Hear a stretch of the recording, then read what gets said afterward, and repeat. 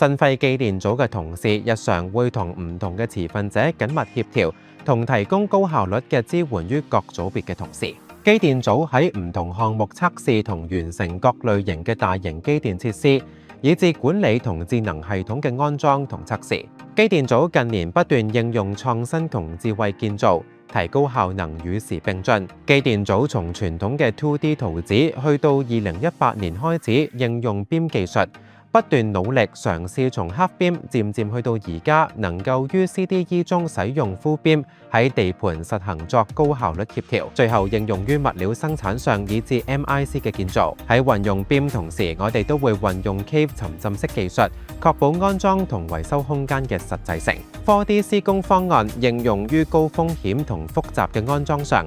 令工人同管理層能夠清晰整個施工流程同安全配套嘅策劃。集團首個鑽窿機械人亦都同 BIM 技術融合，喺不同部門共同協助下，提供服務於機電設施嘅安裝。喺鑽窿機械人協助之下，機械化安裝電氣線槽模組、大型冷水喉模組應用於製冷機房嘅安裝，減低大型喉管安裝嘅風險同提供整齊嘅工作環境。企身喉管嘅模組，除減低搬運風險，更能夠用安全設計嘅理念，將所有接駁位置安排至安裝工人正常站立高度，以減少高空工作嘅風險。水泵模組以及水喉模組應用於泵房中，以達至優良嘅安裝程序。海水泵房至到發展項目之間大約400米長於密閉空間內嘅機電隧道，所有機電設備均以模組安裝，以提速提效嘅方法安裝，減少工人於密閉空間內工作嘅時間。我哋都好重視同事們嘅發展，